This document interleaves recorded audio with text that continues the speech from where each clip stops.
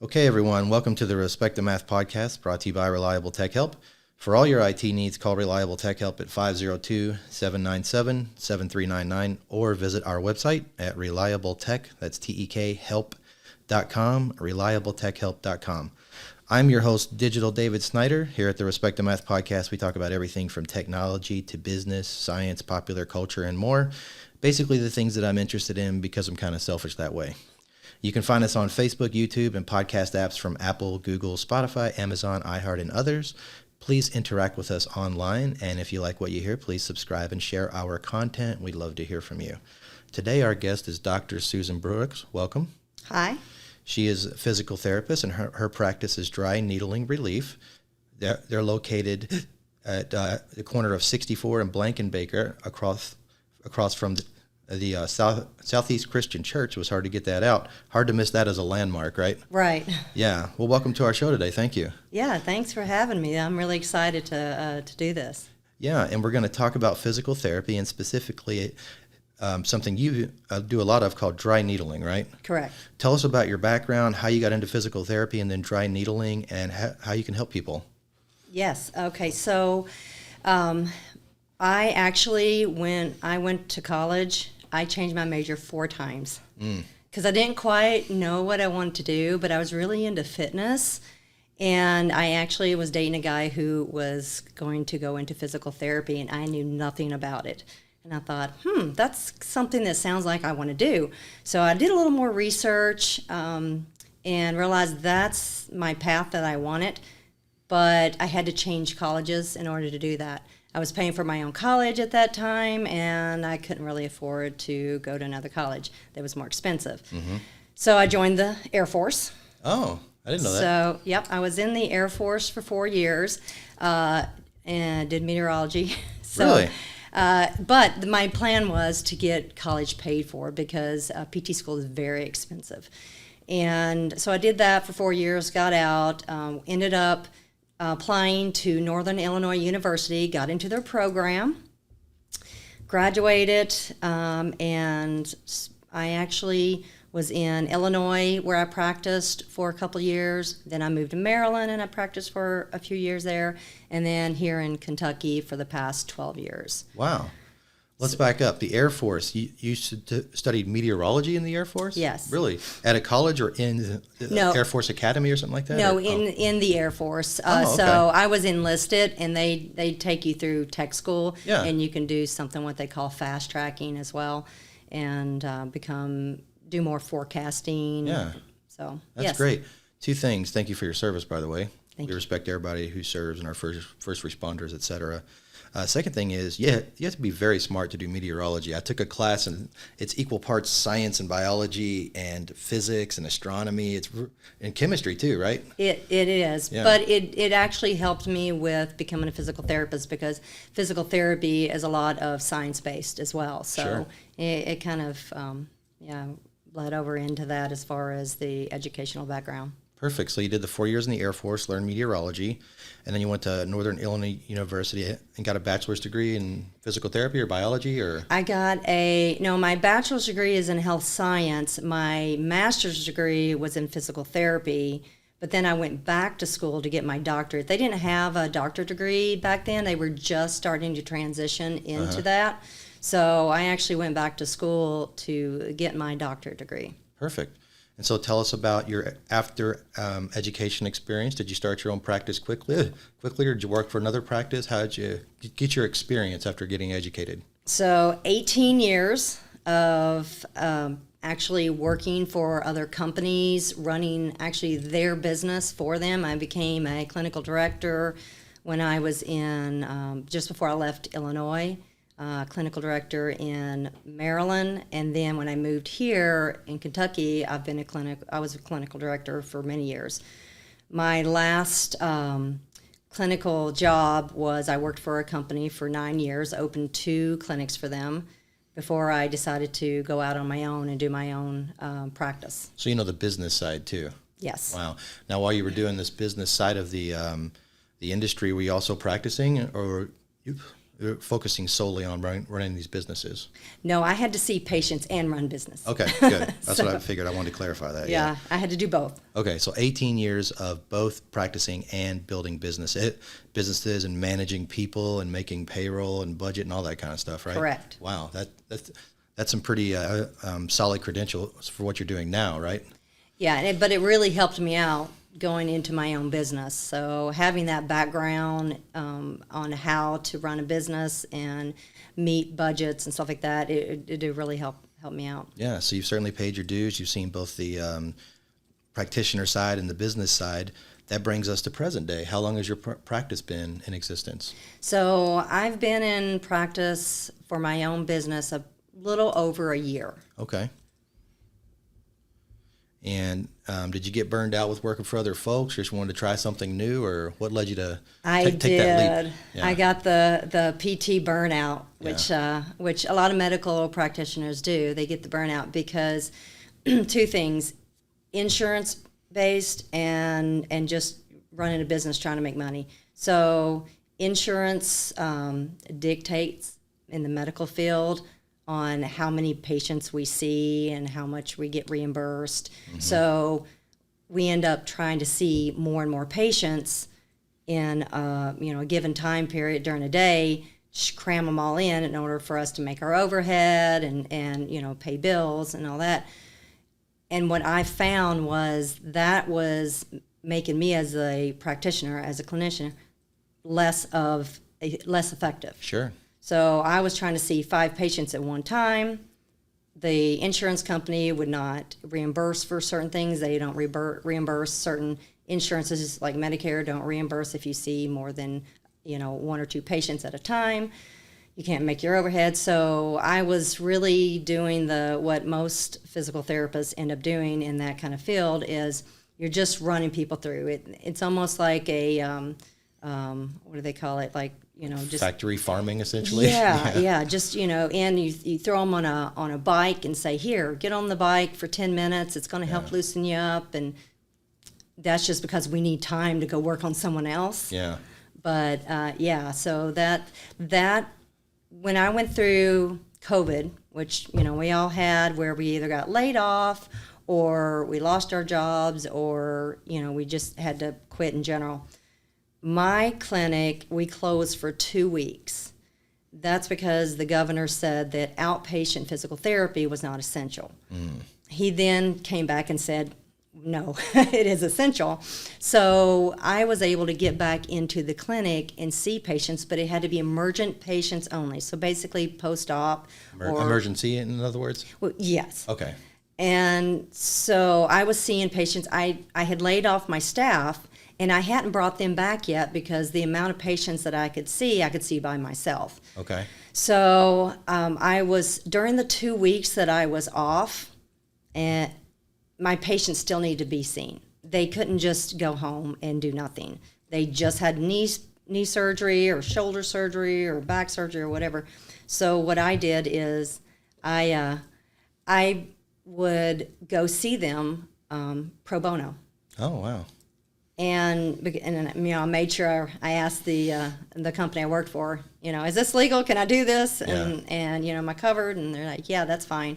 So I went and saw my patients, and I loved the freedom of making my own schedule, being able to drive and go see patients and see them in the time frame that I thought that they needed. Mm-hmm.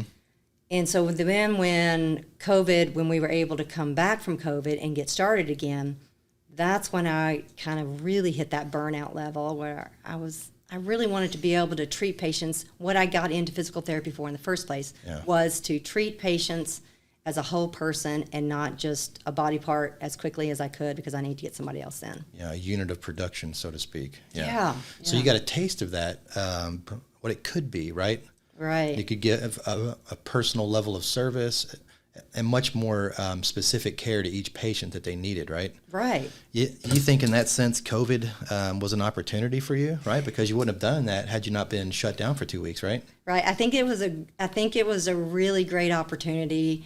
It really helped me open my eyes. I had people in the past, I had patients saying, you need to do a concierge where you need to come to our house, or, that would be great.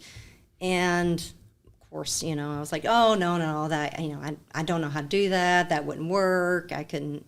And so when COVID hit, it really said, I can do that. There is a way to do that. Yeah. So that little 2-week window was enough for you to get a taste of what it could be. And now you have your practice today. Correct. As a result of that, right? Yes. Yeah. One thing that comes through and the way you're talking is how animated you are and the smile on your face when you're talking about your patients. The people that are the best at what they do have a personal stake in the outcome, right? Right. You're not just processing people through to get enough in your office to set your income goal or make your income goal. You genuinely care about these people, right? Yes. Oh, yes. I love my patients. I always say I have the best patients in the world. Yeah. And they respond well. They listen to what, my guidance. And it just really, I love to see how people come to me in pain and dysfunction, and then they leave feeling better, and they go, I can get back to running again, or I can get back to golfing, or I can wake up in the morning without being in excruciating pain. Yeah, the reward is awesome, right? The payoff. Oh, yes. And then when you see people invest in the process themselves, and do the stretching, do the things that you recommend for them to do, and you see that in result, it's got to be very rewarding and makes it worth it, right? Yes, very much. You mentioned the concierge model. Is that your current business model? Yes, so I kind of have when I first started, I was doing concierge as far as I would go to the patient. Again, coming out of COVID, people didn't really want to go into a medical office, so I would go to them. And that worked out really well in the beginning and getting my name out there and helping people out. But since then, I have an office that I can bring people to, so I still do a little bit of at-home care, but then some people will come into the office as well. So I have both for whoever, whatever their preference is. You mentioned insurance earlier. You saw it running a business while practicing for 18 years. Don't you almost have to have like at least one full-time person in your office just handling insurance stuff? I mean, it's so complicated and bureaucratic, right? Yes. Yeah. So we have billers, people who do all the billing, and then of course your front office staff who schedules patients and stuff. The billing aspect of it for the insurance. So I don't take insurance anymore. Mine's a cash-based business, so I tell my patients I take everything but insurance. But I do what is called a super bill, and what the super bill is it has all of the codes that I would turn into the insurance company that the patient can turn into the insurance company themselves. And I have in patient for reimbursement, I guess, for reimbursement, or that'll go toward their deductible, their out of pocket, anything like that. It depends on the insurance and the plan that the insurance has, whether or not they'll do that or not. Yeah. So I always tell my patients, you can turn this in. I am not guaranteeing that they'll do anything, but you can try for that. And I've had patients that they'll get it. It'll go toward the deductible. Some will get 50% reimbursed. Some of them will say, I've had to, well, they want this, now they want this, now they want that. And I go, welcome to my world of they constantly want something different. And if there's the slightest bit difference on a super bill that they don't like, they want it corrected. Right. So it goes back and forth, back and forth. Yeah. And so the burden of negotiating with and dealing with the insurance companies as something you don't want to deal with anymore. You're offering a hybrid model here. Not only can you see someone in your office, you can also go to them, but you can also have them pay cash in the concierge model and possibly qualify for reimbursement or dollars towards their deductible for their insurance plan, right? Correct. We mentioned the concierge model. Let's not assume everybody knows what that is. Can you explain that briefly? So concierge can mean a couple different things. Some people think that you pay like a yearly fee and then you get in as much as you want. In the physical therapy world, the concierge is more of I am able to, again, offer home care or office care or even telehealth over the internet. I can diagnose and help people that way. Or I also have, again, the amount of time that I want to be able to spend with you to help you is what I'm going to use. So you might need a 30-minute session. You might need an hour session. You might need an hour and a half session. I'm going to give you what you need to fix and help, with any ailments, dysfunction that you have. Is there a general pay model that you can talk about, or is it too specific based on each client to talk about? Because I had a friend tell me the other day, her concierge doctor, she pays $59 a month, and that's all she has to pay. She can go see her as much as she wants. Yours probably isn't that simple, right? Is it more specific case by case? Yes. Okay. So we have what we call plan of cares. So someone might come in for their initial visit, and I do what I call a total body assessment. It's a head to toe. You might come in and say, I have back pain, but I'm going to check your neck, your shoulders, your mid back, your low back, your hips.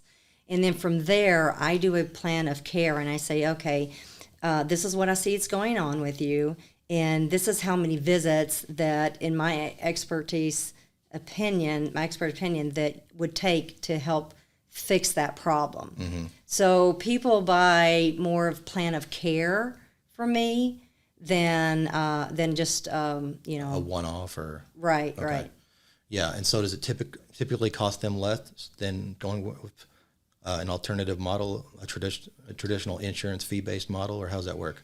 So if someone looks at how much they pay for their insurance, and then their deductibles, and then their co-pays, really doing cash-based is cheaper. Okay.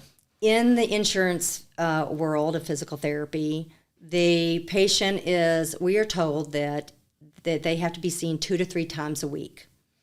And a lot of that is through Medicare. Medicare kind of sets the standard. Mm-hmm. Patients don't always need to be seen that often. Yeah. If they're a chronic issue, meaning they've had something going on for maybe 3 months or more, they're going to need longer term care, but it doesn't necessarily need to be every week or 2 to 3 times a week. Mm-hmm. So for me, I usually see patients once a week for anywhere from 6 to 15 weeks. Mm-hmm. Because I know that their body has to adjust from what I am fixing, what I'm helping to get to. Their body has to adjust to that and then come back, and then it's like little baby steps. Here, let's fix this problem. Let's get your body adjusted to this, so it doesn't revert back to the dysfunction, which is comfortable for your body. So they're probably going to save money, and they're going to get a much higher level of care. Yes. Personalized care. Yes, so yeah, exactly. And as far as the plan of care, it just depends on what I'm doing. But the other thing is I can do whatever I need to do during that time spent with you. Ultrasound, electrical stimulation, dry needling, because I do it all. It's not just dry needling, but I found that dry needling really helps my patients. So that's my big focus. And you're not handcuffed by the insurance company, right? Correct, because dry needling really isn't covered by a lot of insurances. Yeah, let's talk about that. Let's segue into dry needling.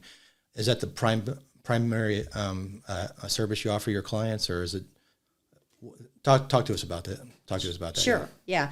I get most of my patients because of my name, Dry Needling Relief. Okay. So most people find me because they've either heard about dry needling, someone's told them that they need to try dry needling. So when patients come to me, that's what they're expecting. Not everybody needs that. But I would say probably 99% of my patients do get dry needled. The thing about dry needling, okay, so to back up a little bit for people to know what dry needling is the use of acupuncture needles. Now, it's not acupuncture, and I'll talk about that in a minute, but dry needling is using the thin needles to go into the muscle to help relieve trigger points, tight muscles. We can use it in actual joints to help increase blood flow into tendons and ligaments. There's scar tissue, all kinds of things. Inflammation, I assume, too? It helps with inflammation once it calms stuff down. But the dry needling itself is, most people come in, they'll say, I have an upper trap trigger point. My shoulder's hurting me. You can put a needle into that, and it will release that muscle, and therefore people have less pain overall. Mm-hmm. So for me, for dry needling, and the reason why it's called dry needling is because it's not a syringe. There's no hollow. It's a solid monofilament, and there's nothing that's put in it. There's no painkiller or numbing agent, anything like that. That's why it's called dry needling, and it's been around since the 40s, but it's just now making its kind of, I want to say, debut through the United States. It's been over in all kinds of other countries, but so dry needling is really coming about, and people are learning about it more and more. So for my patients, again, dry needling is a modality that I use that really helps them, along with all the other stuff. The manual therapy I do for maybe adjusting their joints, and then the ultrasound, E-stim, the exercises. Physical therapy isn't just exercise, which I get a lot of people thinking is, oh, I don't want to exercise, and that's what you're going to have me do. Yeah. Again, in the insurance world, it's all about, get them to exercise. But you do need to exercise. You do need to work on that dysfunction with those muscles in order to become functional again. But dry needling really helps to get you on that road, on that path. Yeah, we'll talk more about that in a minute. Can you mentioned acupuncture. How is dry needling different than acupuncture? That's a great question. People ask that a lot. Acupuncture, I can't speak to exactly what acupuncture is because I don't have any training in that. Acupuncture follows the meridian line, so I like to tell my patients, if you have a headache, they may put a needle in your hand, and that's supposed to help get rid of your headache. Dry needling is really for muscle dysfunction. So if you have, that trigger point, that tight muscle, the needle can go in, release that muscle, and the muscle in turn will heal itself and then come back into its normal sarcomeres, which is part of the muscle, where it lines up and it moves correctly. A way I like to describe it is if you have a rubber band and you cut it so it's a straight line and you tie a knot in the middle. Now, if you pull on one side of the rubber band, it stretches, but the knot just gets tighter. If you pull on the other side, again, it stretches on that side, but the knot just gets tighter. That's what your muscles do when you have a trigger point in the muscle or a tight muscle. You're stretching, but it's just that knot is just getting more and more tighter. That's a great analogy. So you're treating the knot essentially. Yeah. Yeah, and it's more of a local treatment, right? Yes, it's localized in whatever muscle, and I'm looking for that, but you don't always have to have the trigger point release, which is called a twitch. It's where the muscle just kind of twitches when you put a needle in it. We're not always looking for that. It'd be great if we can find them, but the muscle in general will start to relax. Needles, and I think in acupuncture too, but again, I'm not going to speak to acupuncture. Dry needling, when you put needles into the body will in turn go from a sympathetic nervous system, which is fight or flight, so it's that tight muscle, to a parasympathetic nervous system state, which is a relaxed digestive state. And that's what we want. We want everything to just kind of calm down. So let's talk more about dry needling. What are the top 4 or 5 conditions you treat people for in using dry needling? Low back pain. Definitely number one, low back pain. Neck pain, that would be my second biggest one. Shoulder pain and hip pain. Okay, so go ahead, sorry. Those are just kind of my big ones that I get people. So 4 examples of pain, assuming that that's a constant theme in the treatment is relief of pain? Correct, yes. I can vouch for the process. I've had it done, had some knee pain, basically resulting from crouching and standing up from a crouch position. It didn't bother me in any other way. And I had it done, and 2 procedures later, it reduced my pain by like 90%. Yes. It's virtually a non-issue. So I can vouch for the process. And I can say it wasn't always fun when I had it done. Certain needles went in, certain points, it was fairly painful, but it was totally worth it. Yeah. So what can people expect the experience of dry needling to be like? So I rarely have anybody complain of pain when I'm doing the dry needling. I have, it's more of a, where you have the prick of the needle, which is very, very mild, and then pressure. That's what everybody describes it to me. And when I've had it done myself, it's just this pressure that goes in. And depending on the area, I've had people say, "Oh, that's a really good pain."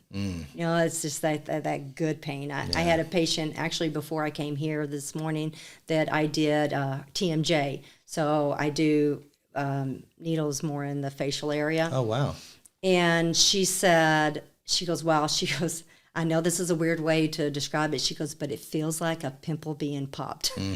She said just that pressure being released. Yeah. So she had really tight muscles in her jaws, and that pressure was able to be released. Well, I need to come to you next time because it was fairly painful for me my first go around. So apparently you're doing it better. I've been dry needling for 9 years.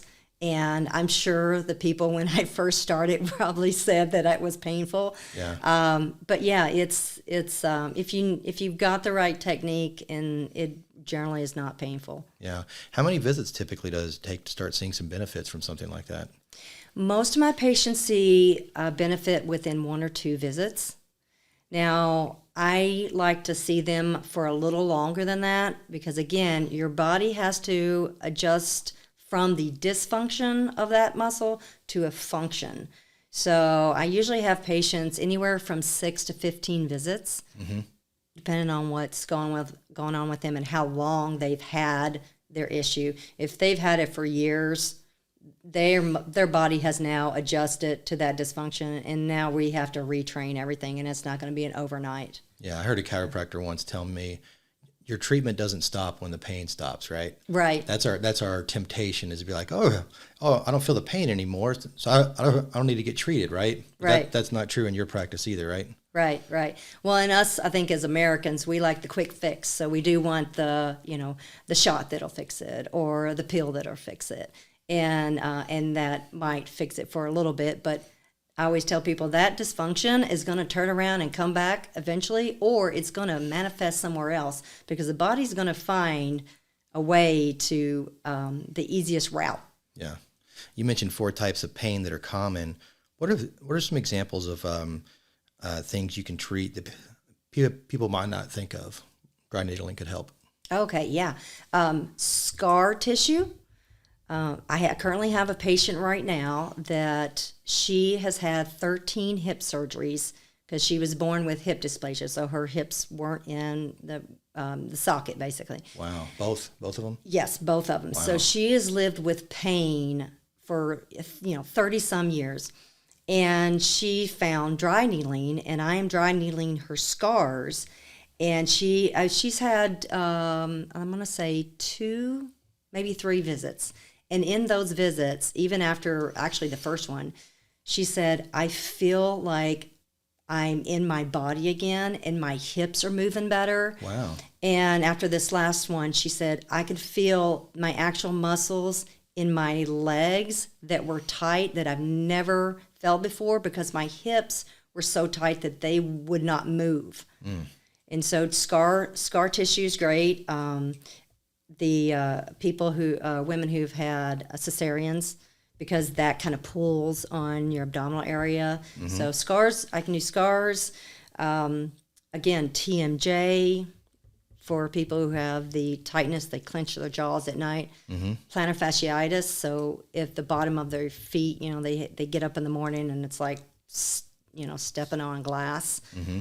And then I actually, in April, I'm going for further training, and I'm going to have training in the pelvic floor. Oh. So, Is that strictly females or? No, that's no. men too? Okay. Men too, yeah. Okay, pelvic floor. Tell us about that. Pelvic floor. So I'm excited about that. Pelvic floor dry needling can help with low back pain. So that, your pelvic floor connects into your low back, so it can help with that. But it also can help with incontinence. It can help with some pain with sex. And for men, it actually can help with ED. Wow, sexual dysfunction too? Huh. Yeah. Yeah, so because the pelvic floor can tighten up, and for people with incontinence, if their issue is a really tight pelvic floor, the problem is it's not, you're not, again, correctly moving, and so you jump up, down, you sneeze, and Yeah. and you pee on yourself. But yeah, it really helps with all those muscles down there that will relax. So I'm excited to That's cool. to go get that training. Yeah, so you're getting a certification for that, and you'll Yes. go offer that soon? Correct. Yes. Wow. Would you agree with the statement that our instinct is to treat these things as kind of isolated, like I have knee pain? But it doesn't work that way, right? Your knee is connected to your thigh, and your thigh is connected to your hip, and it affects your posture and all kinds of stuff, right? Yes. Yes. How do you see that in your practice? So yes, in the insurance-based world, it was treat the body part. Maybe you can get a body part, like if it's your knee, maybe I can get, treat your hip. But in my practice, I'm able to see head to toe and go, okay, you're coming in with that knee pain, but you also have weak hips, which is contributing to it, and your low back is tight. So I can treat all of it and you as a person instead of a part. Mm-hmm. And that's what I really like to do, is treat you as a person, not as a body part. And I have more success with patients not having to continuously come back because I fixed their knee pain, but then it really was come from their hip, or the pain moved. I get people saying, well, the pain moved. It didn't move. It just, we fixed one area and we're getting to the root cause of it. Yeah, you cleared up a log jam. Yeah. Right. Yeah. What are some other types of treatments that you complement your dry needling with to help people recover from injury, reduce inflammation, help with scar tissue, that kind of thing? Are you doing adjustments also, or is it more stretches? What type of other services do you use? So I do what we call manual therapy. We don't call them manipulations because then we get into the chiropractor side of it. Terminology. Right, Okay. right. We all overlap, and I wish we all just could get together and just, we all have our specialties, but we do, as physical therapist, I do manual therapy. So I am adjusting the spine and making sure that it's aligned correctly. If it's not aligned correctly, then, I can get the muscles relaxed and then you still have issues. I do home exercise programs. I still, I believe and again, being a physical therapist, you do need to strengthen or stretch an area. And I can, if I do a joint mob on a patient, I will show them some exercises. I try to keep it very minimal. Hey, go home and just do these. This will help. I have exercise programs that I do. I will stretch a patient out, especially if it's something that they have a little more difficulty with. I have older patients. Sometimes it's harder for them to stretch certain ways, so I will stretch them out. So stretching, exercise, and the exercise program is actually specific to the patient. So I generally don't just give them here, just go do these exercises. I go, all right, your internal rotation is tight, so I'm going to give you an exercise to do that. Your low back is tight here, so I'm going to give you an exercise to do that. And I try to keep it 5 or less exercises because just studies have shown people don't really you get too much stuff to do and work gets in the way, life gets in the way, they don't have time. Yeah, realistic goals, right? Yeah, they're more compliant with if you only give them 4 or 5 exercises. Do you recommend any dietary or nutrition treatments for your clients? So I do a little bit. Generally, I will send you to a nutritionist, but I do discuss people's diet and what they're eating. Sugar is a big inflammation cause in people, so I'll talk to people about, how's your sugar intake? Because they're having inflammation and they don't know why, or they have overall inflammation over their body. And sugar is a big thing, and they don't realize what sugar's in. They're like, well, I don't drink sodas. Oh, that's great. I don't eat ice cream. Well, that's great. But, all that pasta you eat, all those breads, it's got a lot of sugar in it. So I do discuss a little bit of dietary with patients and kind of give them a little bit of guidance. But overall, I will send them out to a nutritionist or someone like that. Do you also outsource like yoga or exercise to a personal trainer or anyone like that? I'm glad you said yoga. I love yoga. I think yoga is one of the best things for any age, because it does help with extension of the body. And as human beings in the technology world today, we're all hunched over. We all have this flex posture. We're looking at our phones. We're looking at our computers. And extension really opens up the body and really helps with posture and pain overall. So I will suggest yoga to patients.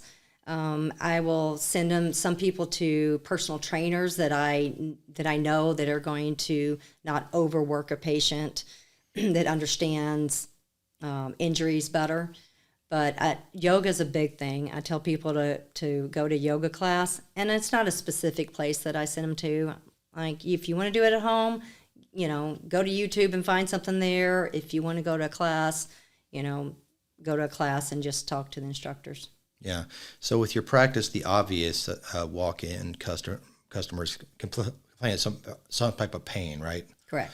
But do you also help like athletes get over like sports injuries, or just do maintenance on them so they can perform at their best? Do you do that kind of stuff?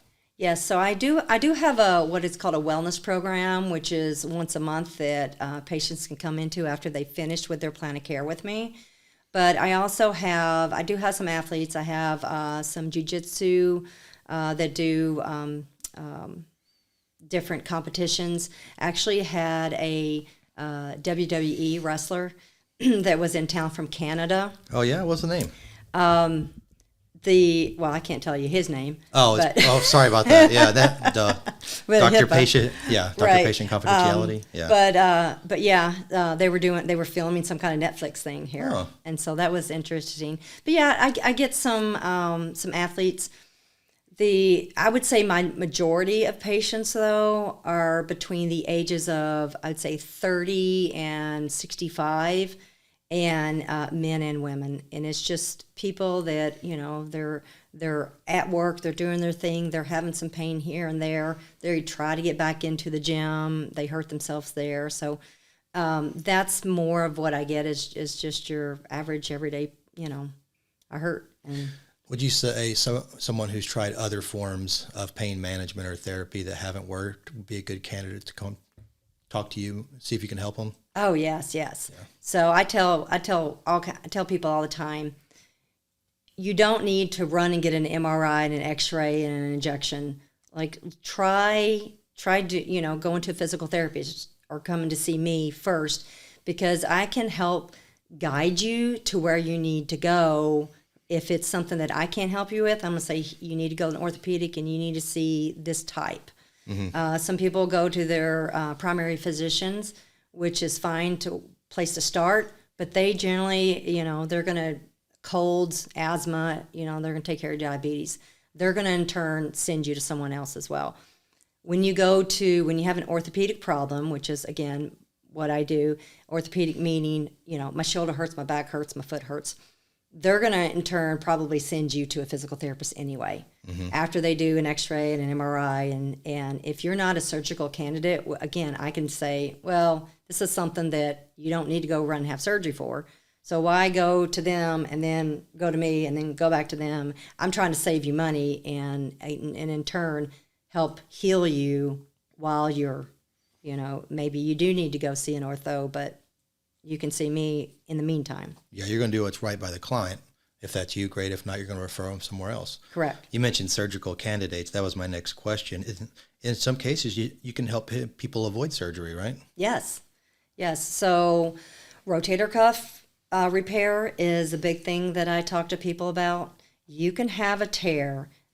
There are people that are rotator cuff dependent and rotator cuff independent, meaning you can be dependent on your rotator cuff. You can have the smallest little tear and you're pain and you can't move your arm. Okay, we can see that. We know, exercising and trying to strengthen that and dry needling and doing all that is not going to help you. You're going to have to get repaired.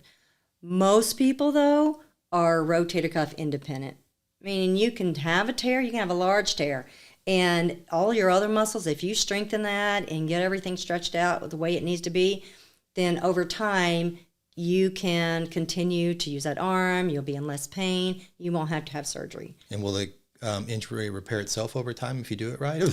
The injury, again, it depends on how big or small the tear is. If it's a tiny little tear, you can get scarring over it, and that kind of repairs it per se. But if it's a large tear, it's not going to repair itself. But again, you can train your other muscles to compensate for that, and you won't need to have surgery. Take some of the stress off that area. Correct. Okay. Interesting. I know you're big on social media. My next question for you was, how do people get started just learning more about your practice, the services you offer, and how you help them? I'm assuming social media is a good place to start, right? Yes, so I do have Facebook and Instagram, even a little bit of TikTok, although I don't do much on it. And I always try to bring people from my social media to my website so they can learn a little bit more. But my social media, I put a little bit on there about dry needling and kind of try to educate people. I have a blog, so that kind of goes out. But my social media is different exercises that they can do if they're having some kind of pain somewhere. A funny story. So I had my 30-year class reunion a few months back, and I went there, and one of the guys that I went to high school with, his wife was there, and she came up to me and she said, "You don't know who I am, but I know who you are." Yeah. And I was like, okay. Well, of course, I went to school with your husband. So, and she goes, no, she goes, I was having really bad hip pain. And my husband said, well, Susan has all these videos on how to do different exercises for different diagnoses, different pains. Why don't you try doing these? So she did the exercises that I had for hip pain. She said my pain went away. Wow. And I was really excited about Yeah. that I reached somebody, and was able to help them with their pain by, if you have this problem, do this exercise and it may help. Yeah, let's tell them where to go specifically to find you. So they're pulling up Facebook. What do they search for? So I do have my business page, which is Dry Needling Relief. Okay. But I also have my personal page, which is S as in Susan, E as in my middle name Elizabeth, and my last name Brooks, BROOKS 00. Okay. So either look up Dry Needling Relief on Facebook or SE Brooks 00. 00. Mm-hmm. Okay. And talk to us about Instagram and TikTok. Okay, so Instagram, same thing. I have my Dry Needling Relief one, and then I have my SE Brooks 00. Mm-hmm. I think also on Facebook you might be able to find me under Susan Brooks, but there's a lot of Susan Brooks out there. So Fairly common name. right, and then TikTok is SE Brooks 00 as well. Okay. I try to keep it all the same. Be consistent, yeah. Right. Where's your blog located? It's on my website, And which that is www.dryneedlingrelief.com. Perfect. So we'll state that again, dryneedlingrelief.com. You can find her on Facebook, Instagram, TikTok, and her blog at her website. Those are great resources. I took a look at your Facebook stuff, and it's very informative and helpful. I would highly recommend people go there, watch a few of your videos, read a few of your posts to get a better idea of what you do and how you can help people.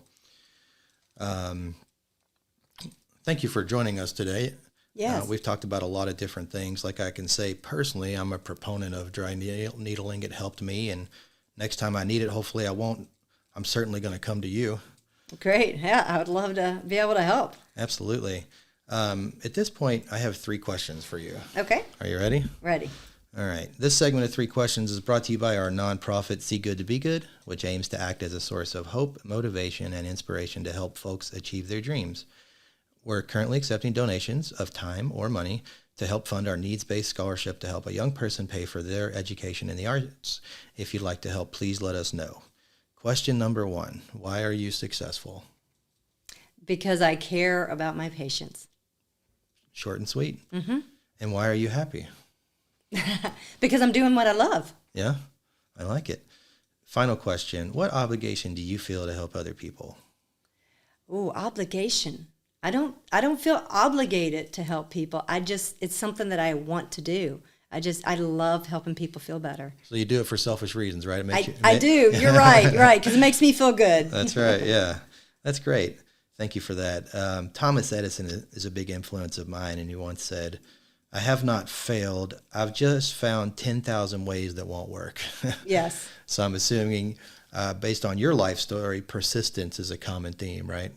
Very much so. I try not to take no for an answer, even if it's to myself. Yeah, I like that.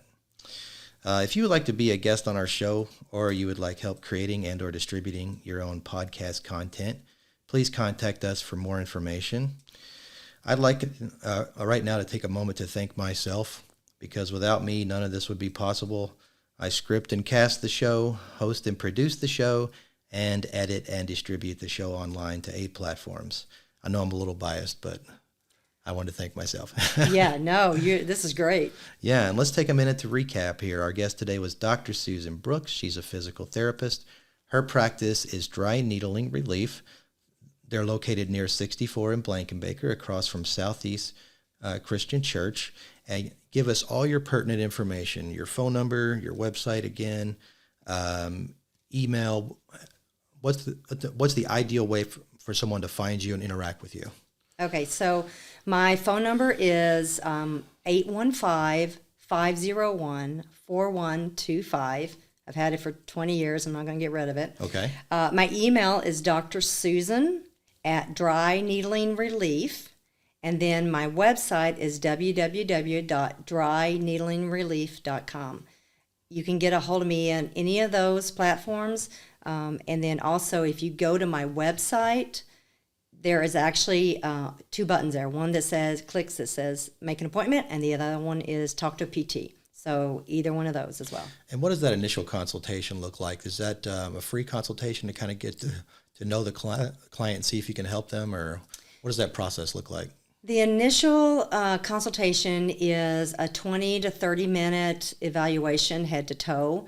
It is $75. I usually have people do a $50 deposit, and that's just so, I've used that time slot. Your time is valuable. You could be helping someone else. Correct. Yeah. And then from there, we talk about the plan of care and how much it costs, and I generally roll over that $50 into whatever we go from there. $50 deposit, $75 consultation fee is very reasonable. Yeah, I think so. Yeah. Yeah. Perfect. All right. Well, I'd like to thank our guest again, Dr. Susan Brooks, for joining us today. Thank you. Thank you. I'd like to thank our listeners and our sponsors for making this podcast possible and hopefully successful. And we will see you real soon on a future episode of the Respect the Math podcast.